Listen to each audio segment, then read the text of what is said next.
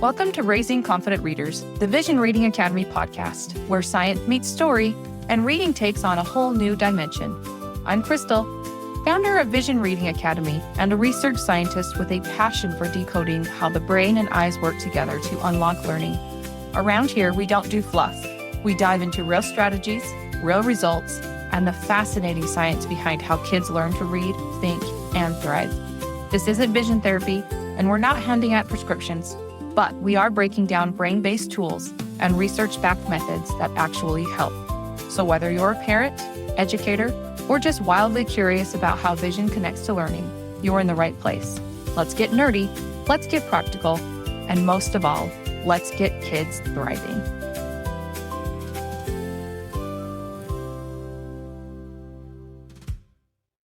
Welcome to Raising Confident Readers. We are here with one of our wonderful students' fathers, actually.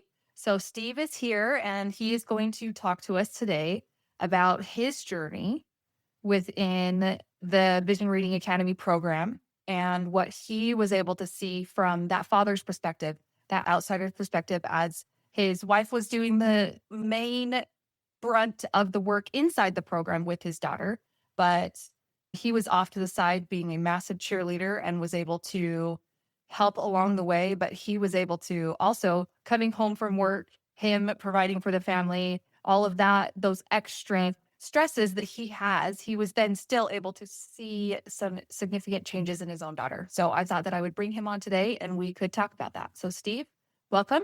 Thank you for coming, and I'm happy to have you. Excellent. Thank you. Yeah, appreciate you inviting me. I'm excited to share our journey and my perspective as a dad with our daughter and what she went through and the successes she had with Vision Reading Academy. Fantastic. I love that. All right, so let's start off simple.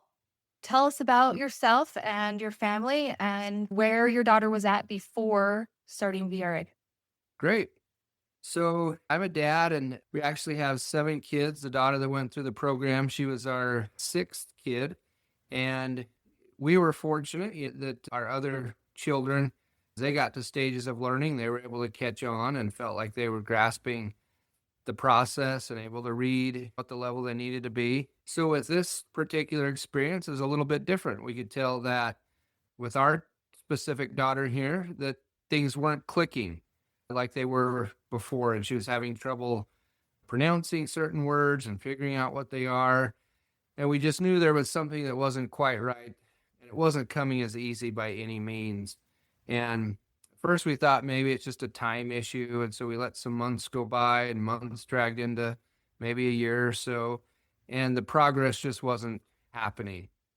And so I thought initially that maybe there was a little dyslexia, because some of the things, it seemed like the end of the words might be trying to pronounce before some of the beginning of certain words.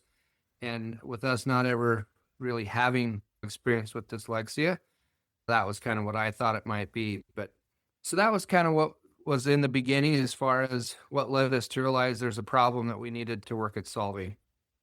I love that. That's great. So as her dad, what worried you most about her future back then? Yeah, good question. As a parent and as a dad, you see something like this happening and you kind of worry, is she going to keep pace with education? Is this going to be a hindrance? Is she going to be able to keep up and learn what she needs to learn? And what kind of problems is it going to cause down the road? So those natural worries come up as a parent, and you really think, what can we do to help? What can we do to help solve this? And we didn't really know where to turn or what would be the best remedy for this. We had tried going to the doctor and having her vision tested. They actually gave her some reading glasses because she was getting headaches and things that way too, as she tried to read and focus. And so that was one of the things we did, and that helped a little bit with some of the headaches, minimizing it to some degree, but there was still those core problems that she was still having after some of what we tried. Awesome. Okay.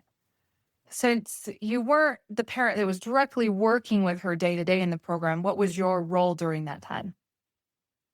Yeah, it's a good point. So my wife, of course, she took on the brunt of the activities and the exercises. And so I was kind of a supporting role. I would help when I could, when I was there to be able to help step in because there was a good amount of that during each day. So I would try to compliment her when I would see a little bit of progress, but with the activities, and I would do some of those as well and just try to help give my wife a break from time to time and step in to help my daughter with some of the exercises she was doing when she started the program. Fantastic. That's great. What are your honest thoughts when you first decided to start VRA? That is an excellent question, and I'm glad you asked because there was some I was skeptical. I had never heard of this program. I had never heard of it. It was outside of the standard norms of what you might see with a vision doctor or corrective glasses. And so when my wife first started approaching me about, here's this program I've heard about, and here's the way it is going to play out or can move forward, there was a good amount of skepticism just because I had never known anybody who'd been through the program, hadn't heard of it. It was new. And I was just thinking, okay, is this really going to work? Right. And so I thought, well, let's try it. We don't have anything to lose and let's give it a shot. But there was definitely a good amount of skepticism. Fair. It's always healthy to have a healthy level of skepticism with anything that you're approaching. So I don't Right. blame you there. I'm glad that you were able to stick it out because the changes that she's had are incredible. Yes, definitely. So when did you first start noticing something was changing? So I'd say probably a few months into the program, I just slowly noticed some of the books she was reading. I'd like to sit down when I could with her and read together books. I would read to her, but have her read to me too. I just slowly started noticing a significant improvement with being able to pronounce and figure out words that were typically hard for her. About 4 months into the program, probably, I started to realize she is reading faster. There's not as much errors where she's struggling with pronunciation or what appeared to be switching of letters in order and pronouncing them wrong. There wasn't as much guessing. Previous to this, there was a lot of words she would come to, and it'd be a little bigger word, and she'd guess a lot. And I realized that that guessing was starting to become less and less. And so I could start to say, hey, there's a good amount of progress here. And 3, 4 months sounds like a long time, but really it's not that long, I think, in the big scope of things. And I started to see that progress and improvement with those types of things at about that time frame. That's fantastic. What about, did you notice her confidence changing? Did you notice anything where you could literally see her go from somebody that was shy and didn't want to read in front of people to now she's reading in church? Or did you notice any of that type of stuff? Hey guys, before we continue, I want to let you know that for a limited time, Vision Reading Academy is offering free assessments for children who are struggling with reading or learning challenges. If you've been wondering why school feels harder than it should for your child, this is a great opportunity to get clarity and a plan. Visit visionreadingacademy.com to book your free assessment before our spots fill up. Now back to the episode.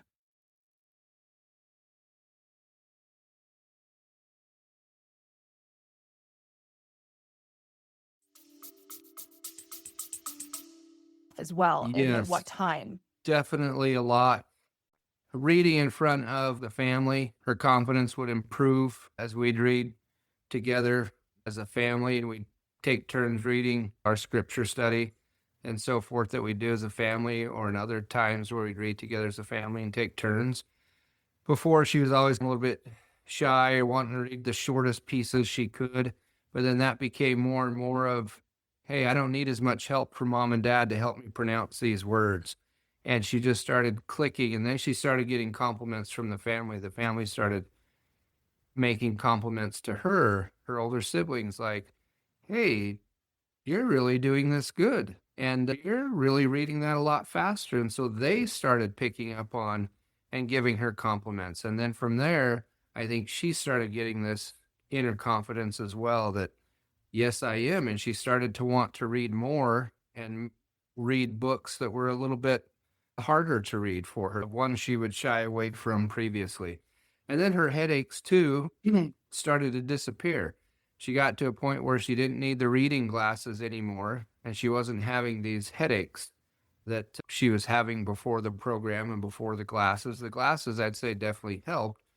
But after going through this program for a while, she could read without the glasses and without getting headaches. So that was making her happy. That was making us happy. And we were seeing this progression.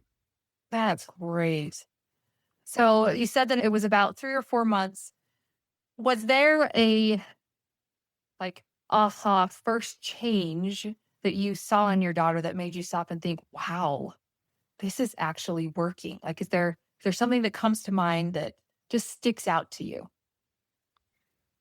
I think I would have to say her ability to start reading what her older siblings were reading, and say, for example, like Harry Potter. She didn't like to read before this program a lot of these longer chapter books. She had the desire to, but she couldn't. And so that was a challenge, right?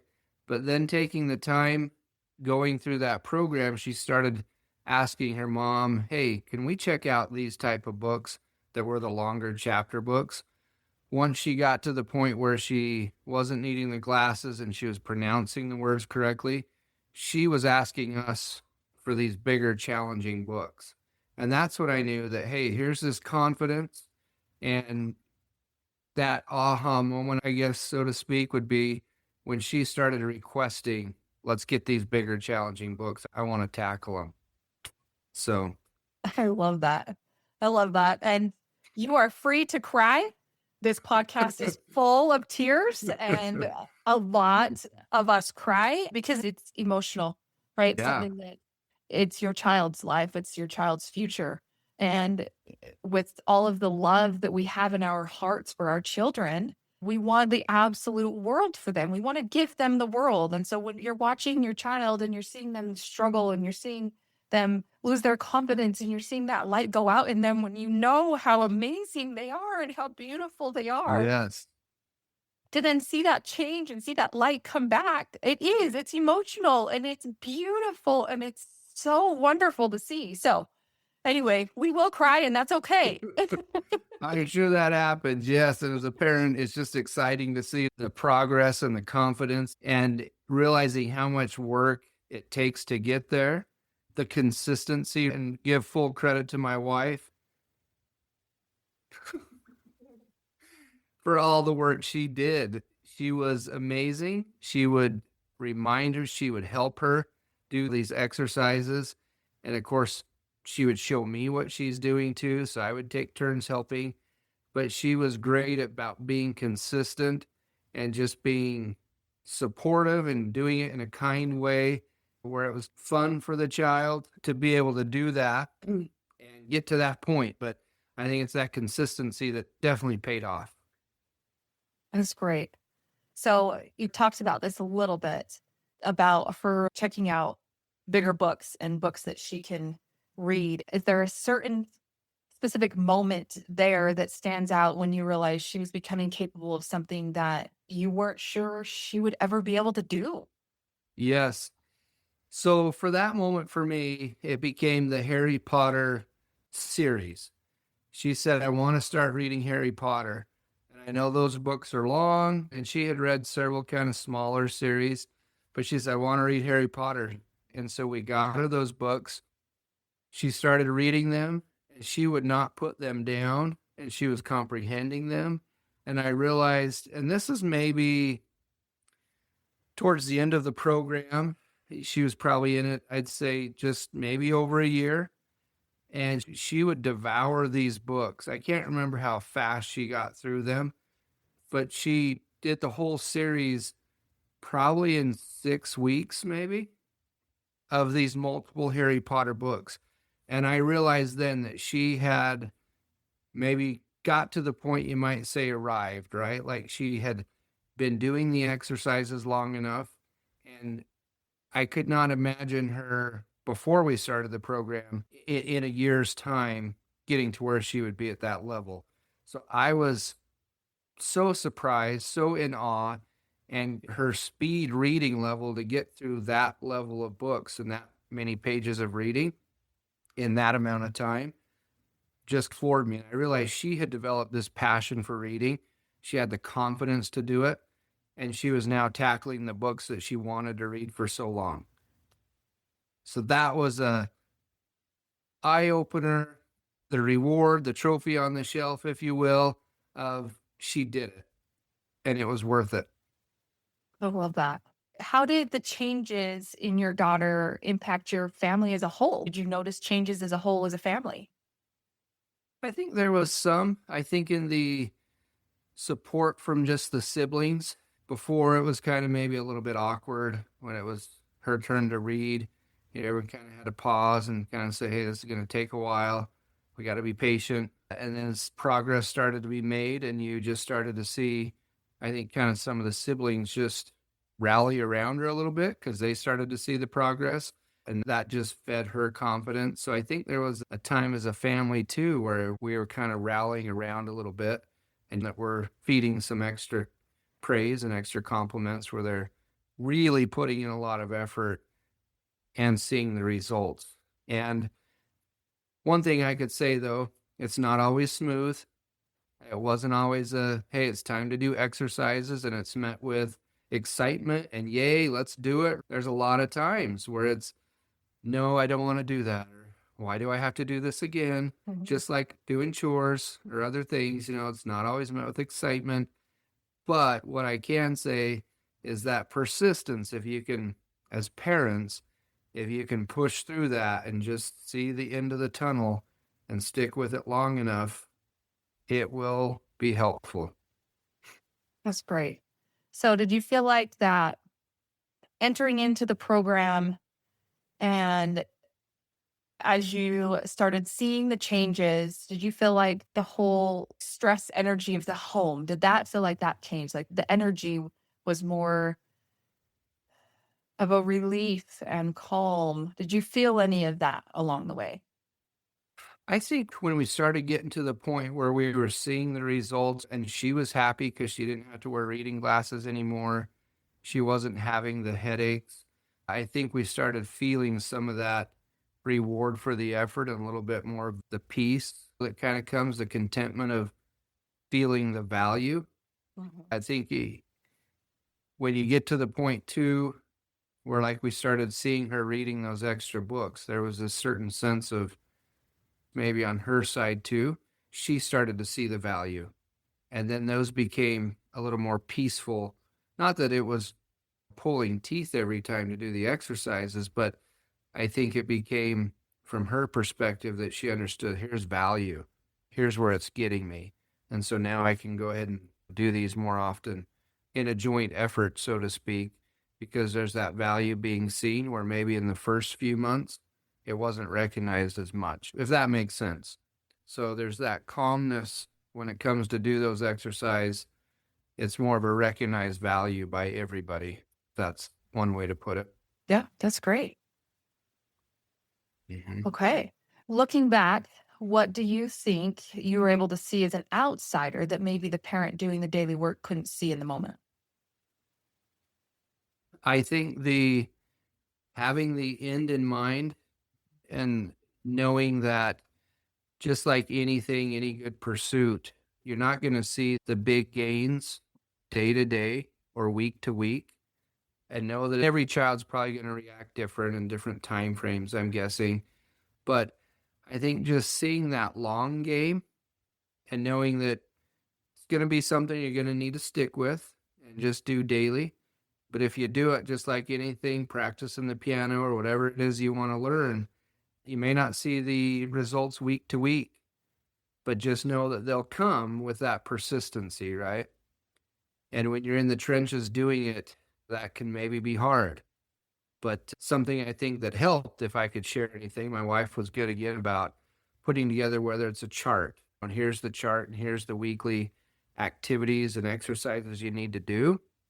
And you can mark them off. And if you get all of them that week, maybe here's some kind of a small prize. So there's some small wins along the way. I think that's something that can be helpful, and keep that focus on some small wins on your road to the much bigger picture with those long-term gains. Hey, just a quick heads up. Everything we share here at the Vision Reading Academy podcast is based on real life experience and solid research, but we're not a medical program. We don't do vision therapy or optometry, and nothing we say should be taken as medical advice. If you've got concerns about vision or health, definitely check with a licensed professional.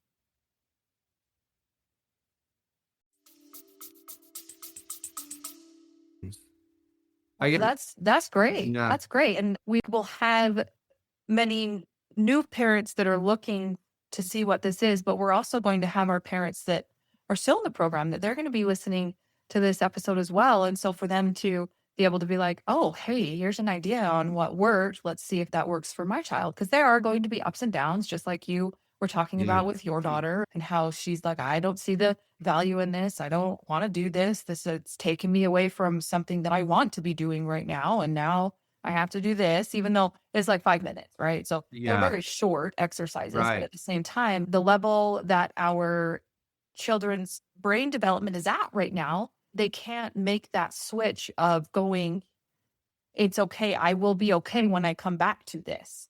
They just have this cut and dry black and white going, nope, it's the end. I am losing out on everything that I was doing before because now I have to do this. So I like that. I Yeah. like the short, sweet incentives along the way. I think that's great. That's Yeah, and a that was cool way to helpful. A lot of times she would take the pin and mark them on her own. One thing with that we found helpful, though, is a reason that was met with a little bit of resistance that we kind of discovered as we got going into the program longer. With our daughter, at least, she would prefer most of the time to do the exercises when all her siblings wasn't around. Maybe a little more in private so that it wasn't gaining attention. In the beginning, at least, there's a little sensitivity on her side as well. I have to do these extra things that my siblings didn't have to do. She didn't want to draw attention to herself. So, which as a parent was something I just never really thought of, right? But that might be something for others to consider of in the beginning. They might have some feelings of, I'm different.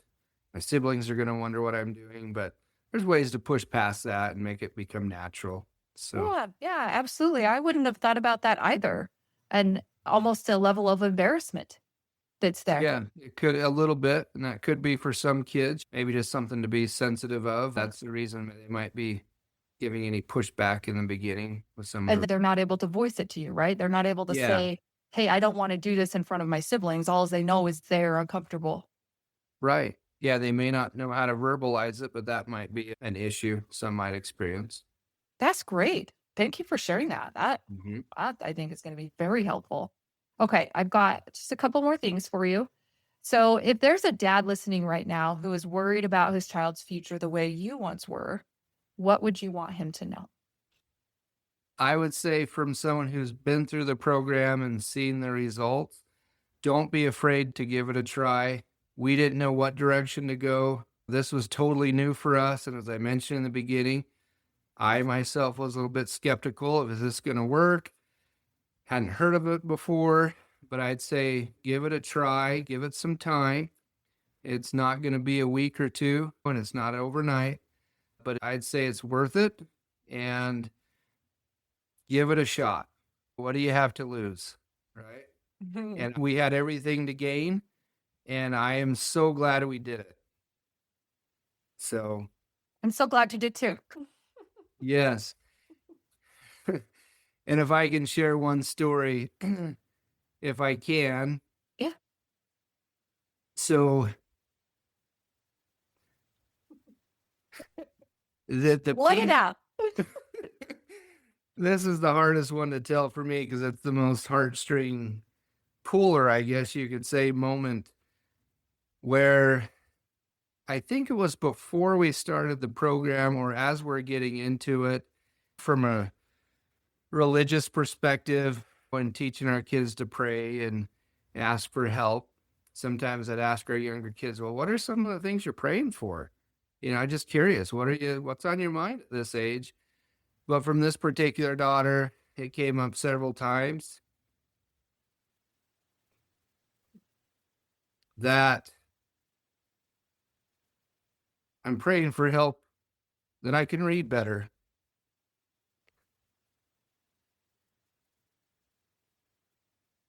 So hearing that from one of your younger daughters and then finding the program that helped her do just that, that was heaven sent.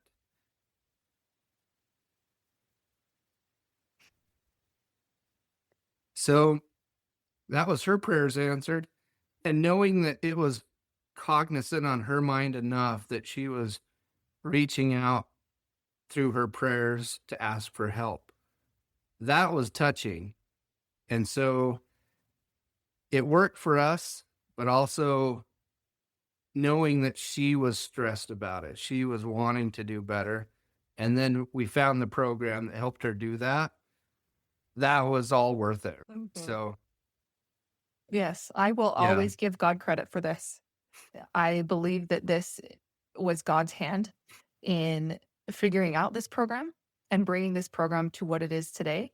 And I will always give him full credit for this. And I know that his hand is still in it as we continue to grow, as we continue to bring in more things that are helpful for our students. Like your daughter was in the very beginnings of when we brought in the retained primitive reflexes stuff. And so having her do that part of the program as well and seeing the changes that she even made from that are so incredible to see for me, even though I've seen the scientific evidence of going, okay, yes, I know I'm connecting the dots. Yes, this is going to be a thing. But then to actually see the physical evidence is still mind blowing for me every single time. yeah, But I will never take the credit for it. It is all from God. He is leading me down the path. He's leading all of our other coaches down the path to continue to make this so that we can help his children. So I will always give him the credit for that. So thank you yeah. for No, telling that that's great. story. I love that. I love that. God answered her prayers. He did. Yeah, no, I didn't think that was anything maybe on her mind at all as a small kid and doing all the activities they do, but knowing that she was cognizant and that was something she was really striving for herself, Mhm. and then having the results that we did after getting through the program, yeah, it just made it all worth it. So keep that end result in mind, I guess is what I'd say back to your question of a dad looking to maybe consider this or a parent, a mom, whatever.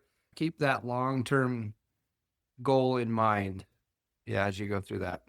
That's beautiful. All right. Well, we got into the little bit of the emotions, but I've got one final question for you. Sure. So, when you think about your daughter today compared to the little girl who you were worried about before joining BRA, what emotions come up for you? Just excitement, I'd say, right now. Being able to see her reading level. She is passionate about reading. I would not guess 2 years ago, I would never guess that she would have such a passion for reading. I go up to her room when I go to tell her goodnight, she's reading. Many times when we go in the morning, we get things going for the day and she's already up reading. So there's this excitement that she has for something that was previously a struggle and just a challenge. Now it's this passion and excitement. And when can I get my next book at the library? Let's go check out more books. And so I'd say just excitement and satisfaction are the emotions I think of when I see where she came from and where she's at now. That is a great question to end on. Steve, I am so glad that you agreed to come on and tell a dad's perspective, your side of the story, seeing something that is a little bit of an outsider, even though you weren't completely an outsider. You still lived in the home, you still helped out, but having it from that you weren't in on the sessions with her, you weren't seeing that direct change from session to session with some of the things that her coach was working with her on or things like that, but you were able to see it in daily life and really notice that change and see the change both in her mentally, in her ability with her confidence, but as well as physically. You saw the changes for where her headaches changed and she no longer had those, and being able to just sit there and read to her heart's content. I think that's amazing. And I'm so grateful to have your perspective and for you being her number one cheerleader and supporting her and working through this with her and your wife. Being a cheerleader for your wife is, as it's also not easy for the parents on that side of it, as they're having to convince them to do exercises or having to convince them to do the reading challenges or things like that, that she had to sometimes probably take deep breaths and be like, okay, we're going to do this. And her being Right. able to persevere and push through and still get your daughter to where she's at today. That's fantastic. So thank you again. I appreciate you Yes, there. the great work and all the coaches that help. I'm sure there's many stories out there similar, and it's a great program. And thanks for all the work you do with Vision Reading Academy. Absolutely. Thank you. Well, I'm sure that we will talk soon. All right. Thank All you. right. We'll talk to you later.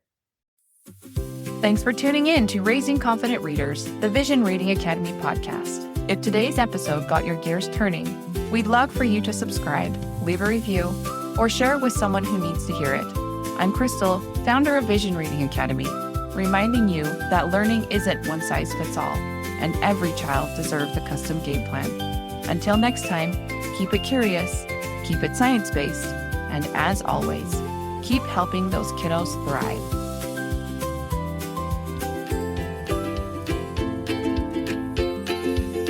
When letters twist and hope feels small, Vision Reading Academy is here to catch it all. See the light, see it shine, every word falls into line. With VRA, the path is clear, every voice we lift, we cheer. VRA